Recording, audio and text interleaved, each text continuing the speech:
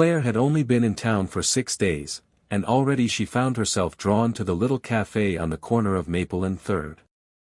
It was cozy, tucked away like a secret, with warm light spilling through the windows and the soft hum of indie music playing behind the clinking of coffee cups. The regulars were polite, the baristas remembered your drink by the 3rd visit, and the corner window seat was always open, just the way she liked it. On this particular morning, she wore a gray sweater and black jeans, her auburn hair loosely tied back, a stack of student essays beside her chai latte. The doorbell jingled as another customer walked in, but she barely looked up, until a man's shadow lingered over her table. "Hey there," the man said with a smirk. "Mind if I join you?" Claire glanced up and immediately tensed. He was tall, smug-looking, probably late 30s, dressed too sharply for a Saturday morning. She'd never seen him before. "Actually, I'm working," she said politely, hoping he'd take the hint. But he didn't. He pulled out the chair anyway, sitting uninvited. "You're too pretty to be working. Let me guess, teacher. Or maybe just someone who likes looking smart." Claire's stomach twisted. She laughed awkwardly and reached for her coffee, already preparing to excuse herself. But before she could, his hand slipped under the table and brushed her thigh. Her body froze. She looked at him in disbelief. His smirk deepened. "Don't be shy," he whispered. At that moment, Daniel looked up from across the cafe.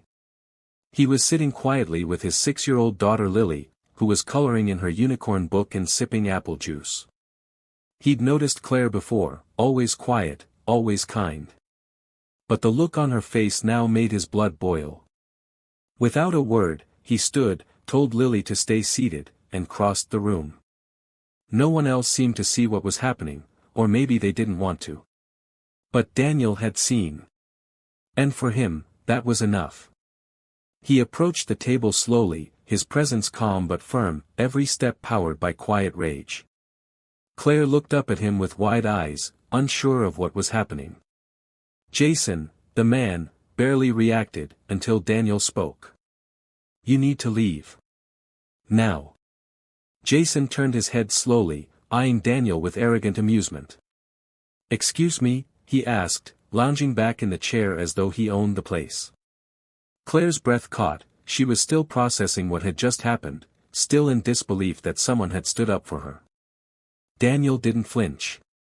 His eyes, normally soft when looking at his daughter, had gone hard, steeled with the kind of quiet fury only a protective father could carry. "I said," Daniel repeated evenly, "you need to leave. Now." Jason chuckled, then stood up abruptly, puffing his chest like a schoolyard bully. "Who the hell are you, her boyfriend? Husband?" he scoffed. "Mind your own business, man." But Daniel didn't move back. "The second you put your hands on her, it became my business." His voice was quiet, but it cut through the cafe like thunder. All around them, customers paused. The barista froze mid-pour. One woman pulled out her phone. Jason rolled his shoulders, mocking Daniel with a sneer. "You think you're gonna be a hero or something?" he asked, stepping closer. That was his mistake. In one swift motion, Daniel grabbed Jason's wrist, twisted it behind his back, and slammed him chest down against the table. The sound echoed like a whip crack. Jason let out a surprised yelp, pain flashing through his face. "You don't touch people who don't want to be touched," Daniel growled, leaning close enough for only Jason to hear. "And if I ever see you near her again, you'll be leaving in an ambulance." Jason struggled, but Daniel's grip didn't budge. It wasn't reckless anger, it was controlled, efficient, like someone who knew exactly what they were doing. One of the customers called 911. The cafe owner emerged from the kitchen, eyes wide. Claire sat there frozen, her heart racing, not in fear, but in awe. When the police arrived minutes later, Jason was already upright, bruised ego in tow, hurling complaints. But the security cameras didn't lie, and witnesses were more than willing to speak up. Officers escorted him out while Jason hurled curses over his shoulder. Daniel returned to his table, gently patting Lily's head like nothing had happened. Claire stared at him, stunned. The man who looked so unassuming, so quiet, had just become the storm no one saw coming. That evening, Claire couldn't shake the image of Daniel, how he'd stood up without hesitation, how he spoke with calm conviction, how he protected her like it was second nature. It wasn't just the fact that he intervened, it was how he did it. He didn't act out of ego or impulse, there was something deeper, something that made her feel safe for the first time in a long while. As the sun dipped behind the hills, painting the sky with soft golds and purples, Claire found herself walking to the park nearby, needing air, needing clarity. She wasn't surprised when she saw Daniel sitting on a bench, watching Lily chase bubbles with another child. He saw her too and offered a quiet nod, one that invited her without expectation. She approached slowly, hands tucked in her coat pockets. "Hi," she said softly. "Hey," he replied, scooting over to give her space. For a moment, they just sat in silence, watching the children play. Then Claire exhaled and spoke. "Thank you, again. What you did today, no one's ever done that for me." Daniel looked down at his hands. "I didn't do anything special. Just, did what was right." "No," she said, her voice stronger now, "you did more than that. You saw it. You acted. Most people pretend not to." He finally looked at her then. "I've seen enough silence to know what it costs." Claire tilted her head. "You've been through something, haven't you?" Daniel nodded, slowly. "My wife died 2 years ago. Complications from a car accident. After that, it was just me and Lily.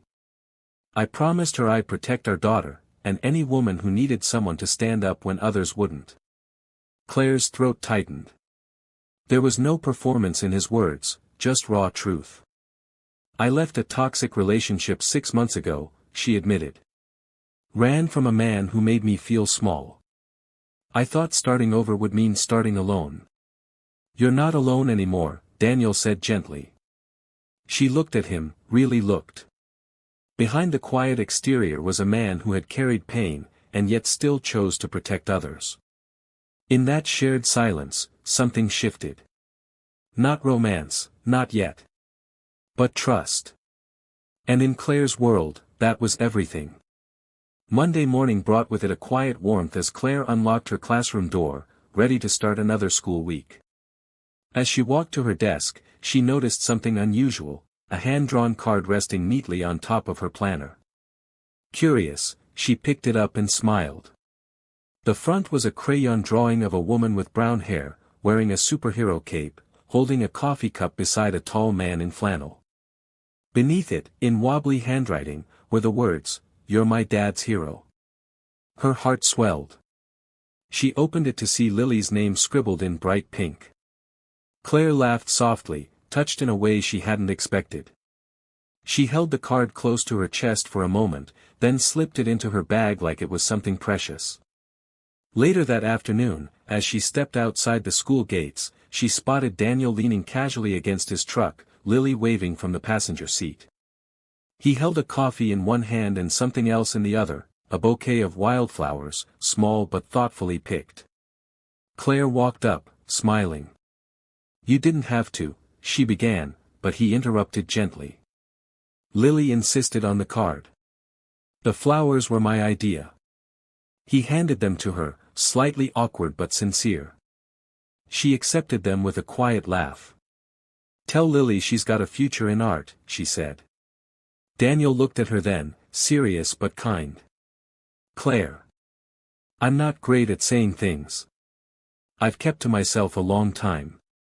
But after what happened, I wanted you to know, if you ever need someone, I'm here.